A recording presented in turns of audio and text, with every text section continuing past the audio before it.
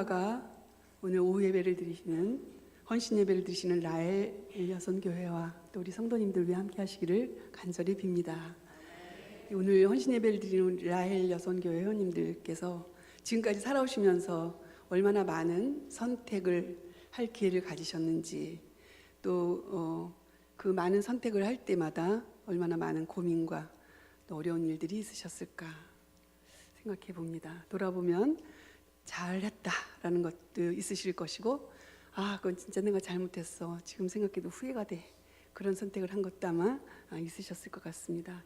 그렇습니다. 우리가 선택을 할 때 정말 영적으로 선택을 하느냐 아니면 세속적으로 선택을 하느냐에 따라서 먼 훗날 그것에 대해서 잘했다 아니면 내가 그때 왜 그렇게 했을까 후회할 때도 많이 있게 됩니다.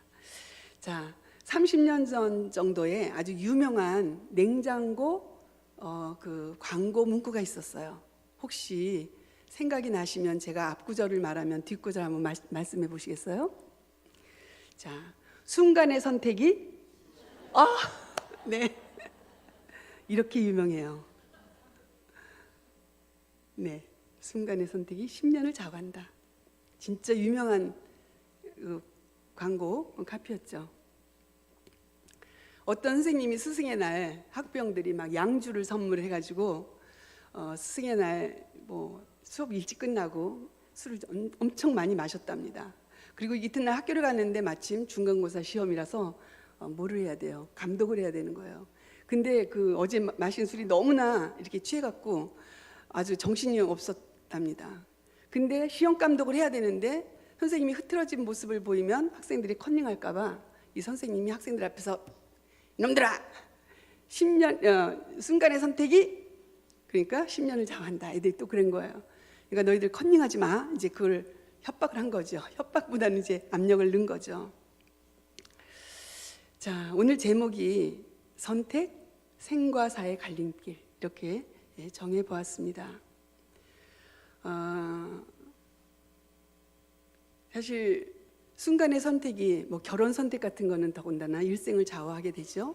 근데 오늘 본문에 아까 권사님이 읽어주신 대로 이제 하와와 또 아담이 선택한 그 선택이 순간의 선택이 10년을 좌우하는 10년으로 끝난 게 아니라 억겁까지 지금까지 우리들도 원죄라는 그런 타고날 때부터 죄인으로 이렇게 태어날 수밖에 없을 만큼 그 하와와 아담이 선택한 것이 지금까지도 우리에게 영향을 미치는 것을 볼 때 정말 선택이라는 것이 얼마나 중요하고 신중하게 해야 될까, 이런 생각을 해보았습니다. 오늘 본문은 인간의 범죄에 대한 그런 이야기죠. 천지 창조의 그 장엄함과 무죄 상태, 처음 하나님이 이 세상을 창조하셨을 때 그런 정말 성스럽고 행복한 모습은 1장과 2장에 다 나옵니다. 근데 이제 대조적으로 이 3장에서는 인간이 타락하는 건 슬픈 이야기가 이렇게 기록되어 있습니다. 뱀의 모습을 하고 나타난 사단에게, 그 사단이 눈에 보이게 가시적으로 출현했을 때 인간은 너무나도 나약하게 무너져 버리고 맙니다. 뱀이 은밀하게 유혹의 말을 던지면서 간교하게 다가와서 여호와 하나님이 하신 말씀을, 그 말씀에 대한 진정성 또 확실성, 이거를 아주 살살 이렇게 꼬입니다. 하나님이 정말로 너희에게 동산 안에 있는 모든 나무의 열매를 먹지 말라고 하셨느냐? 여기서 이제 간교하다는 그런 단어는 본래는 영리하고 멋진이라는 뜻이랍니다. 사단의 도구로 전락한 뱀이 지혜로운 그런 어떤 사악한 그런 모습으로 이렇게 변해서 나타났죠. 어떻든 뱀의 유혹에 넘어간 하와는 탐욕과 호기심, 거기에 눈이 어두워서 금단의 열매를 따 먹고 맙니다. 하와가 아담에게 자기가 먹고 따서 주기 전에 한 번쯤 이게 먹는 게 정말 하나님의 뜻일까? 이게 정말 나의 어떤 탐욕일까? 라고 생각해 보았더라면 과연 어떤 결과가 나왔을까 그런 생각도 한번 해봅니다. 여기 본문에서 보면 하나님의 말씀과 하와가 한 언행에 다른 지점이 두 가지가 있는데요. 3절을 보면 이렇습니다. 하나님은 동산 한가운데 있는 나무의 열매는 먹지도 말고 만지지도 말라고 하셨다라고 하와가 얘기합니다. 근데 하나님은 만지지 말란 말을 안 하셨거든요. 먹지 말라 했는데 만지지도 말아라. 그리고 이렇게 말하면서 또 죽는다 말씀하셨는데 죽을까 하노라. 이렇게 자기가 하나님의 말씀을 왜곡시켜 버렸습니다. 그리고 없는 말을 만들어서 거짓말을 하는 거죠. 만지지 말라고 그랬다는 말 없는데 하면서 그다음에 그렇게 근거 없이 막 부풀려 가지고 하나님의 말씀을 그대로 얘기한 것이 아니라 하나님의 말씀에 자기의 생각, 자기의 판단, 자기의 욕심 이런 것들을 덧붙여 가지고 이제 뱀에게 이야기를 하지요. 6절에는 어떻습니까? 여자가 그 열매를 따서 먹고 함께 있는 남편에게도 주니 그도 그것을 먹었다 그랬습니다. 아담도 먹었죠. 아예 대놓고 이제는 하나님의 명령을 어기고 남편까지 그 범죄에 가담을 시킵니다. 창세기 2장 16절 17절에는 이렇게 나와 있습니다. 주 하나님이 사람에게 명령하셨다. 동산에 있는 모든 나무의 열매는 네가 먹고 싶은 대로 먹어라. 그러나 선과 악을 알게 하는 나무의 열매만은 먹어서는 안 된다. 그것을 먹는 날에는 너는 반드시 정령 죽을 것이다. 이렇게 말씀하셨음에도 이제 하와는 그렇게 자기가 각색해서 하나님의 말씀을 전달했습니다. 자, 이렇게 정령 죽으리라 라고 말씀하신 하나님의 경고를 어긴 하와의 경솔한 처신의 결과는 어땠습니까? 사실 그렇게 말씀을 하긴 했지만 그 후에 보니까 두 눈이 밝아져 갖고 자기들이 벗은 몸인 줄 알고 부끄러워서 무화과 나뭇잎으로 치마를 해서 입고 또 하나님한테 들킬까 봐 하나님이 뭐라고 하시지 않음에도 불구하고 동산을 거니시는 하나님 눈을 피해서 숨어버렸습니다. 심리적으로 이미 죄의식을 느끼게 된 거죠. 그 전에는 죄의식이 뭔지도 몰랐고 심적인 그런 압박감도 없었는데 그 열매를 먹고 난 그 이후에 이제 이 하와와 아담의 마음속에 죄의식이 들어왔습니다. 이것을 심리적인 추락이라고도 말을 하더군요. 두 번째는 따먹은 결과 범죄에 대한 심판을 받게 되죠. 이들은 잘못을 인정하지 않습니다. 그리고 핑계를 내죠. 하와는 아담에게, 아담은 하와에게, 하와는 뱀에게 핑계를 댑니다. 그 결과 거기서 이실직고 그랬으면 얼마나 좋았을까요? 이 성경을 읽으면서 제가 이랬으면 어땠을까 하는 그런 몇 군데가 있었는데 바로 이때도 차라리 하나님 앞에 네 제가 먹었습니다.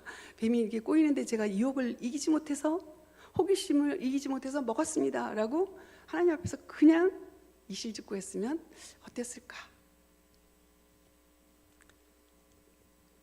핑계대다가 여자는 해생의 고통을 가질 것이고 남자는 흙을 경작해야 노동을 해야 죽는 날까지 네가 일해야 먹고 살 것이다.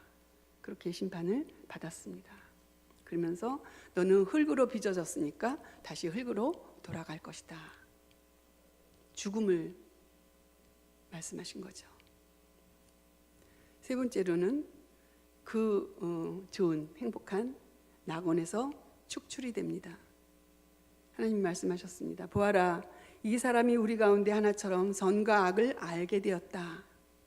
이제 그가 손을 내밀어서 생명나무의 열매까지 따서 먹고 끝없이 살게 해서는 안 된다. 그래서 에덴 동산에서 내쫓으시고 흙에서 나왔으니까 이제는 흙을 갈아서 먹고 살아라. 이렇게 심리적인 또 신분적으로 또 환경적으로 거기서 내쫓김을 받게 되었죠. 이 심리적, 신분적, 환경적 추락은 결국은 인간의 타락한 어떤 본성, 본질상 어떤 육체와 영혼과 환경이 함께 파손되는 그런 전적인 타락을 의미합니다. 그러나 그럼에도 불구하고 우리 하나님 보세요. 어떻게 하셨나. 그 무화과 나무가 햇빛을 받으니까 다 돌돌 말려서 이렇게 부셔지니까 이제 가죽의 옷을 지어서 입히시면서 자비, 주님의 사랑, 보호하심, 용서 이런 걸 또 보여주시고, 그것이 바로 우리 예수님의 그런 희생, 예수님께서 우리를 대신해서 속죄양으로 돌아가신 그런 예표로 우리에게 또 보여주고 계시는 것입니다. 자, 이 지점에서 우리는 얻어야 될 교훈이 하나 있습니다. 오직 여호와의 계명을 근실히 지킬 것이며 모든 악한 욕망으로부터 내 자신을 지키는 것이야말로 참으로 경건하게 사는 그리스도인들이다. 이것을 깨닫는 그것이 바로 이 말씀이 주시는 교훈이라고 믿습니다. 자, 하나님은 그럼 왜 선과 악을 구별할 수 있는 나무를 만드셔서 이런 사단을 만드시지? 차라리 이 나무를 만드시지 말지. 그죠? 이런 질문 진짜 참 많이 저도 옛날에 했었고 지금도 그런 우리 젊은 학생들한테는 가끔씩 듣는 질문이에요. 왜 그걸 만드셔가지고 차라리 그냥 안 만들면 이런 일이 안 벌어질 텐데 왜 만들어갖고 이렇게 복잡하게 만드시나, 이제 그런 질문들을 하죠. 또 아담과 하와가 그 먹을 때 먹지 마 하면서 이렇게 딱 말리시지 왜 그냥 내버려 두셨지? 그래갖고 그렇게 사랑하시고 그렇게 이뻐하시면서 창조하시고 보시기에 좋았더라 라고 말씀하신 아담과 하와를 에덴 동산에서 내쫓기까지 하실 때 그 마음이 그렇게 아프셨을 거예요, 분명히. 그죠? 그렇게 아프셨음에도 불구하고 이제 그 에덴 동산에서 추방을 시킬 때 왜 거기까지 하나님은 가셨을까?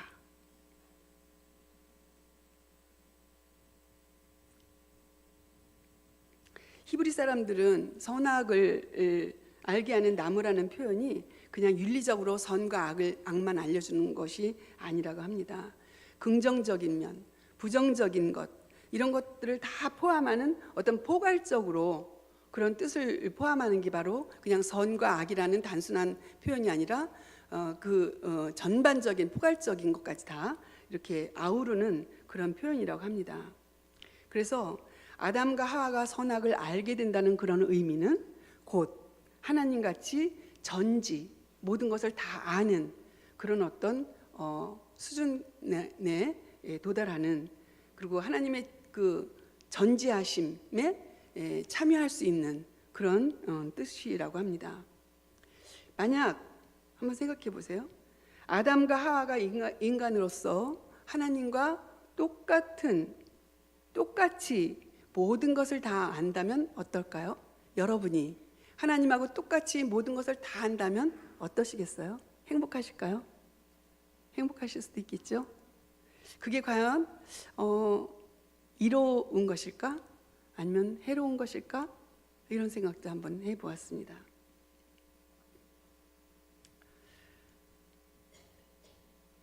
선과 악을 알게 되는 이 생명나무 열매를 먹지 말라고 하신 하나님의 명령은 하나님과 인간과의 계약이었습니다. 이 계약은 하나님이 사람에게 피조물로서의 어떤 한계를 그어주신 거죠. 나는 창조주, 너는 피조물이야.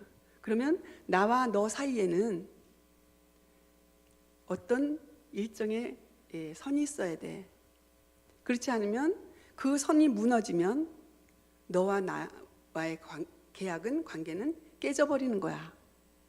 이런 뜻이 있습니다. 다 알면 행복할 것 같지만은 사실 하나님과의 어떤 친분적인 관계가 더 이상 유지될 수가 없는 거죠. 내가 하나님인데 하나님이 나하고 무슨 상관이 있어요? 그죠? 내가 다 아는데, 다 알고 있으니까 하나님이 필요 없고 그럼 나는 교만하게 될 것이고, 또 내 한계를 뛰어넘을 수 있으니까, 모든 걸 다 아니까 내 자신이나 내 주변에 일어나는 일들을 파괴적으로 한다 해도 누가 나를 막아줄 사람이 없는 거죠. 그거는 하나님과의 관계를 더 유지할 수가 없기 때문에 벌어지는 그런 불행한 일입니다. 사실 내가 하고 싶은 일을 누가 막으면 더 하고 싶잖아요. 그리고 이렇게 보고 싶은데 이렇게 덮어놓으면 저 안에 뭐가 있을까 더 궁금해서 막으면 막을수록 더 하고 싶은 게 우리 사람들의 그런 심리 중에 하나인 것 같습니다. 사실 처음에 이 과정의 발단은 뱀이었지만은 유혹을 느끼는 것은 사람이었죠.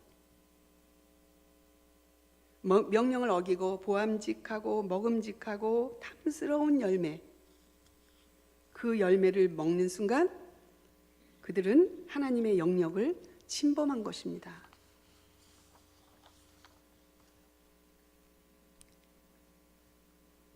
사실 삶을 슬기롭게 극복하려면 하나님과 우리의 관계에서 나의 한계를 인정하면 됩니다.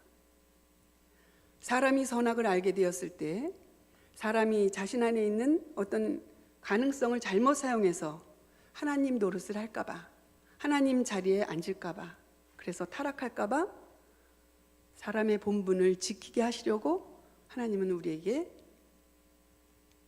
그 선을 그어주신 것이 아닐까 하는 생각을 또 해보았습니다. 여기서 우리는 아주 중요한 것을 생각할 수가 있는데요. 아담과 하와가 행복하게 살기를 원하시고 창조하셔서 기뻐하신 그 하나님이 만약에 하나님의 뜻대로 모든 것을 다 틀을 갖춰놓고 인간을 그 틀 안에다 이렇게 집어넣고 고민하지 않아도 그 틀 안에 그냥 맞춰서 살면, 기계적으로 살면, 불행도 없고 고민도 없고 이렇게 살면 그것은 로봇과 무슨 차이가 있을까요? 또 그야말로 하나님의 꼭두각시 노릇을 하는 게 아니겠습니까?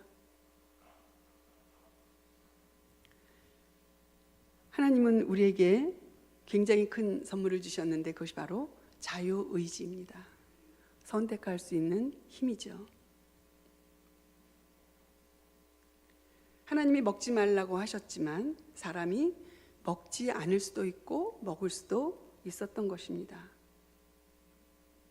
하와가 잘못된 선택을 하게 된 이유는 자유의지의 잘못된 사용이었을 뿐이죠. 하나님이 주신 자유의지를 탓할 게 아니죠. 하나님이 주신 자유의지를 내가 제대로 사용하느냐 사용하지 않느냐, 이게 이제 관건이 되는 것이죠. 뱀의 유혹을 거부하지 않고 동의한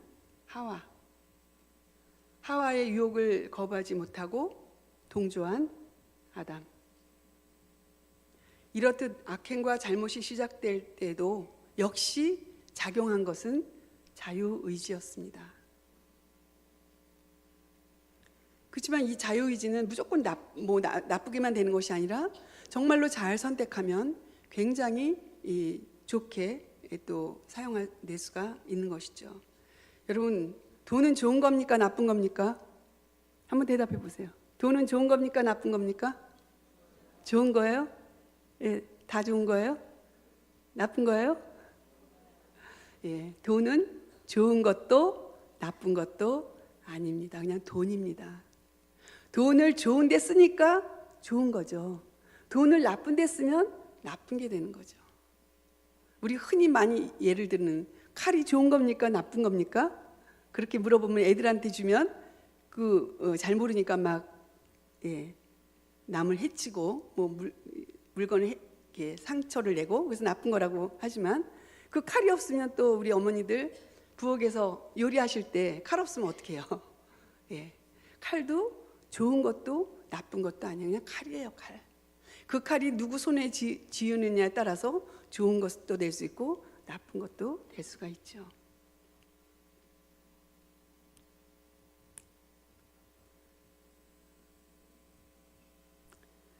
사실은 이 칼이 목적이 되느냐 수단이 되느냐에 따라서 칼이 좋은 것도 될 수 있고 나쁜 것도 될 수 있고, 돈이 내 삶의 목적이 되느냐 아니면 내가 잘 사는 하나의 수단이 되느냐에 따라서 또 돈도 좋은 것이 될 수도 있고 나쁜 것도 될 수가 있습니다. 그렇다면 사람들은 이렇게 얘기하죠. 그 자유의지가 그렇게 있어서 좋은 것만 선택하면 좋은데 왜 히틀러는 600만 명을 죽였습니까? 왜 오늘도 많은 이 세계 곳곳에서 전쟁이 일어나고 정말 어린아이와 여인들이 그렇게 정말 힘없는 그런 이유로 가장 먼저 죽는데 왜 그래야 됩니까? 왜 자유의지라는 것을 주셔서 이런 일이 벌어지게 만드시죠? 하나님한테 책임 있는 거 아닌가요? 라고 의아해하는 사람들도 있습니다. 여러분은 그러면 그런 자유의지를 잘못 주어졌을 때 이 세상이 불행해지니까 그냥 박제된 인간처럼, 아까 말했듯이 로봇처럼, 그 다음에 뭐 꼭두가시처럼 그렇게 사시길 원하십니까? 그렇게 살고 싶으신가요? 대답해 보세요. 그렇게 살고 싶으세요? 아니시죠? 네.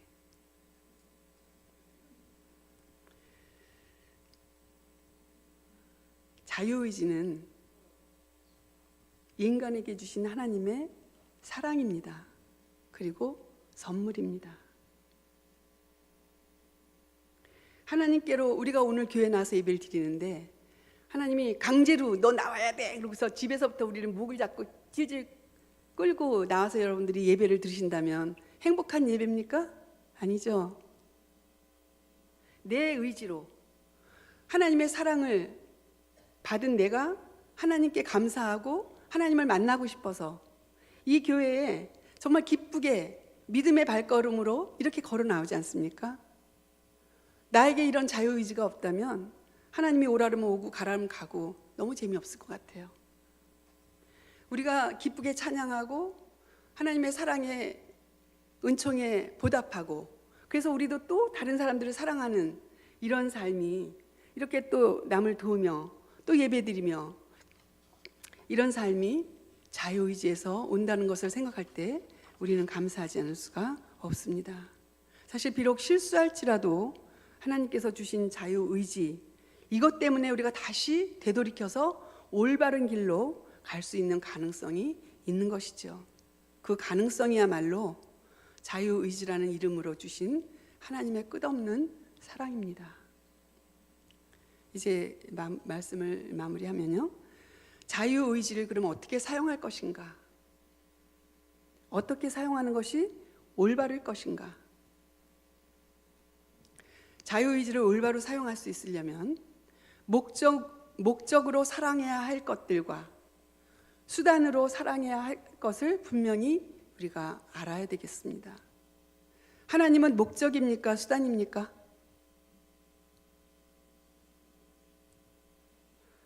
하나님을 수단으로 사용하기 때문에 교회가 많이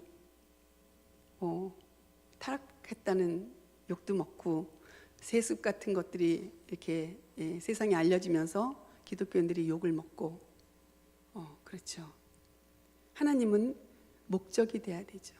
우리가 하나님을 향유하면서 감사하면서 섬기면서 그렇게 살아야 되는데 하나님을 섬기기 위해서 사랑하기 위해서 내가 다른 것들을 뭐 교회도 오고 자동차도 타고 직장에 나가서 일도 하고 이런 것들은 하나의 수단이 될지언정 하나님이 수단이 돼서는 안 된다는 것이죠. 그렇다면 사람은 내 이웃은 우리 교인들은 내 직장의 동료들은 목적입니까? 수단입니까? 예, 역시 사람을 수단으로 사용해서도 안 되죠. 사람을 수단으로 이용하면 하나님께서 그 사람을 당신의 형상으로 만들어 놓으셨음에도 불구하고 내가 하나님의 형상인 그 사람을 이용할 때 하나님을 이용하는 것과 똑같습니다. 우리는 무엇을 내 삶의 목적으로 삼고 무엇을 내 삶의 수단으로 삼아야 될 것인가? 이것 또한 우리가 선택할 수 있는 거죠. 이 선택 또한 자유의지로 할 수 있습니다. 이것을 또한 우리는 감사해야 하겠습니다. 자유의지를 주신 하나님께 감사하십시다. 예, 진정 사랑하는 관계는 자유로운 선택에 의해서 이루어집니다. 옛날에는 결혼식 할 때 남편이 될 사람 얼굴도 못 보고 막 결혼했다고 하는 말도 들었습니다. 자기 선택이 아니죠. 배우자와 그 일생을 함께 해로를 해야 되는 그 상대를 만나는 일도 내 선택이 아니라 부모님이 정해준 대로. 예.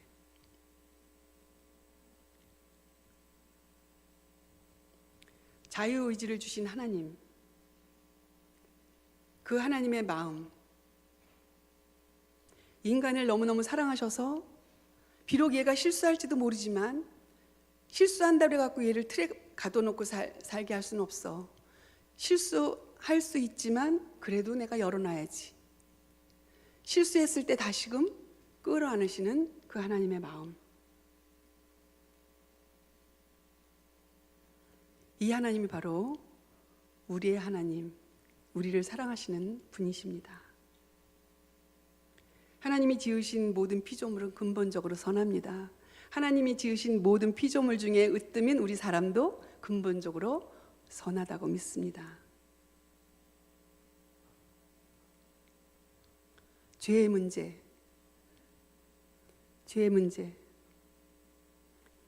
이 문제는 자유의지를 가진 내가 선택하는 데 달려 있습니다. 정말로 이렇게 하나님의 선물인 자유의지를 내가 제대로 사용하느냐 아니면 잘못 사용하느냐, 어떤 선택을 하느냐에 따라서 우리는 정말 생과 사의 갈림길로 들어갈 수가 있습니다. 올바른 선택을 통해서 우리에게 오는 유혹이나 이런 욕망들을 잘 이겨내므로써 진정 자유로운 삶을 누리시는 우리 성도님들 되시기를 바랍니다. 우리 앞에 가끔씩 또는 자주 내 자유의지로 무엇인가를 선택할 때가 있습니다. 가볍던 무겁던 그 선택으로 우리의 삶이 크게 좌우된다는 사실을 기억하면서 정말로 신중하게 선택을 할 수 있는, 그리고 하나님이 나를 믿고 주신 이 자유의지를 잘 사용할 수 있도록 우리는 기도하면서 감사하면서 살아가야 될 것입니다. 잘못을 저지를 수 있어도 끝까지 자녀를 믿고 사랑하는 아버지 그 마음이 곧 하나님의 마음이요, 그 마음으로 인해서 우리 예수 그리스도께서 십자가에 달려 돌아가시고 그 죽음으로 말미암아 씻을 수 없는 내 죄가 용서받고, 그리고 주님의 죽음과 함께 주님이 부활하셨을 때 우리도 그리스도의 몸으로, 그리스도의 마음으로 부활했다는 사실을 잊지 마시기를 바랍니다. 이제 예수 그리스도, 그분이 우리가 생과 사의 갈림길에 있을 때 우리를 구원해 주셨습니다. 그리고 그분은 나를 구원하시기 위해서 죽음의 잔을 선택하셨습니다. 그래서 오늘 온 인류를 구원하시고, 그리고 주님이 부활하실 때 우리도 또 부활의 몸을 입을 수 있도록 그 구원의 길을 열어 놓으셨습니다.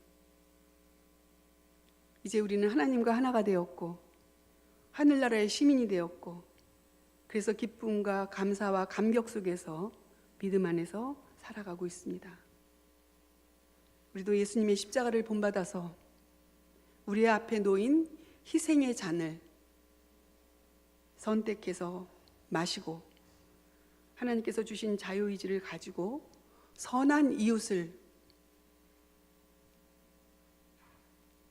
찾고 내가 또 선한 이웃이 되는 그런 하나님을 기쁘시게 하는 우리 그리스도인들이 되시기를 간절히 바랍니다. 기도하겠습니다. 하나님 아버지, 오늘 아담과 하와가 선과 악을 아는 열매를 먹음으로써 하나님께로부터 심리적으로, 신분적으로, 환경적으로 이제 내쫓김을 받은 이 슬픈 이야기를 저희들이 생각해 보았습니다. 주님께서는 우리를 사랑하셔서 자유의지를 주시고 이 자유의지를 통해서 하나님을 더 사랑하게 하시고 하나님의 사랑을 널리 전하게 하셨습니다. 우리에게 주신 이 귀한 선물을 우리가 더 신중하고 소중하고 감사하며 잘 사용함으로써 하나님의 나라가 이 땅에 확장되는 데 쓰여질 수 있도록 저희들을 축복하여 주시옵소서. 하나님 아버지, 저희들 마음 가운데에 늘 주님을 사모하는 그 마음으로 주님께서 나에게 들려주시는 음성만을 듣기를 원하는 기도를 올릴 수 있도록 도와주시옵소서. 하나님의 말씀에 온전히 따라가고 세상의 소음에 따라가지 않도록 우리의 발걸음을 늘 지켜주시옵소서. 또한 주도 하나이요 성령도 하나라고 하셨사오니 우리 부평중부 교회 성도님들 주 안에서 하나가 되어 주님 앞에 찬양으로 감사드리고 또 이제 50년 희년을 맞게 해주신 하나님께 감사하며 100년의 영광을 향해서 함께 마음을 모으고 걸어갈 수 있도록 믿음의 발걸음을 지켜주시옵소서. 예수님의 이름으로 간절히 기도합니다.